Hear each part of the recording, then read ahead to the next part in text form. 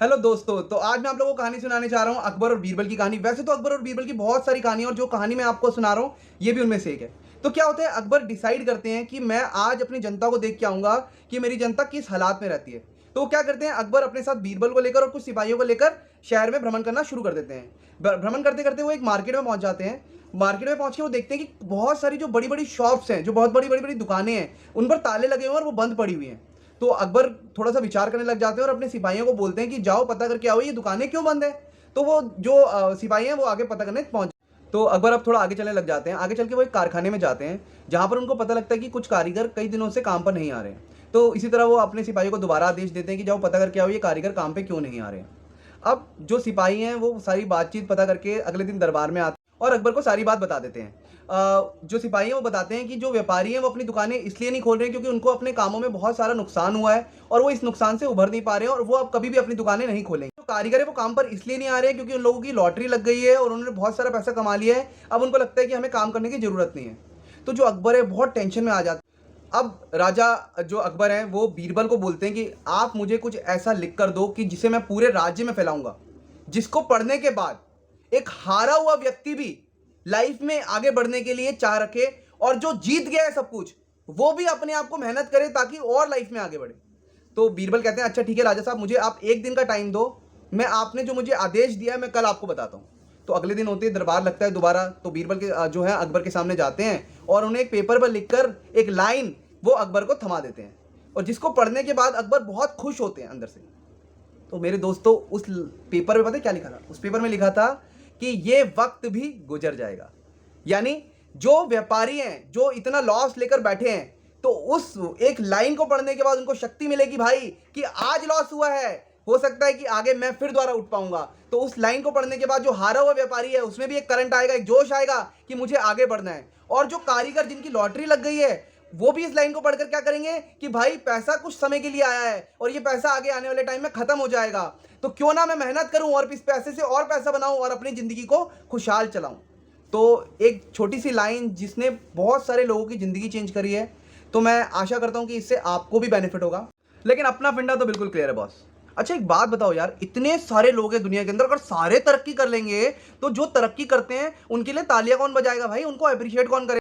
और मैंने तो यहां तक सुना है भाई, एक बार काम करके दे दो ये तो पीछे पड़ जाते हैं, अगले महीने फिर काम करवाएंगे डबल। अरे भाई पागल कुत्ते ने काटा है क्या? अपना जिंदगी एंजॉय काटो जैसे काट रहे हो। और अभी तो वैसे भी साल लाइफ के जो है एक दो साल ही तो खराब हुए हैं।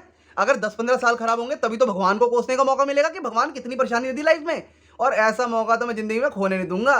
10-15 साल खराब होने के बाद भगवान को बोलूंगा ही बोलूंगा कि कितनी लाइफ में परेशानी दे दी, और अगर अभी काम कर ले तो भगवान को ही कोसने वाला मौका ही चला जाएगा आज से।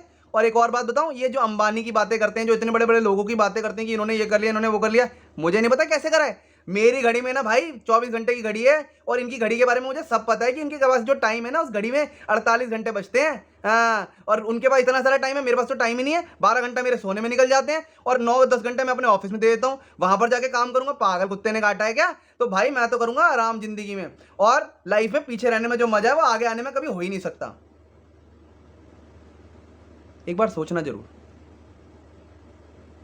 अगर ये सोच किसी की भी है ना माइंड में, तो इसको बदलो यार।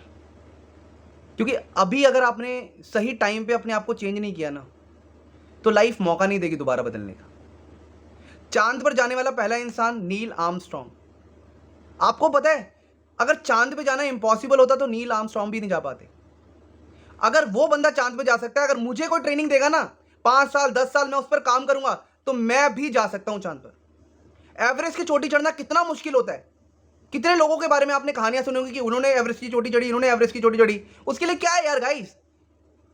कुछ भी नहीं है, सिर्फ आपको प्रैक्टिस करनी है। कोई भी काम लाइफ में मुश्किल नहीं होता है, मुश्किल बनाते हैं हम लोग। अपने दिमाग में हवा पैदा कर देते हैं कि ये तो हो ही नहीं सकता। काम मिलने से पहले ही मना कर देते हैं कि भाई हमारे बस का नहीं है। काम से बच के ना आप लोग अपने आप को धोखा दे सकते हो, अपने परिवार को धोखा दे सकते हो, लेकिन अपनी अंतरात्मा को धोखा नहीं दे सकते, जिसको सब पता है कि आप क्या कर सकते हो।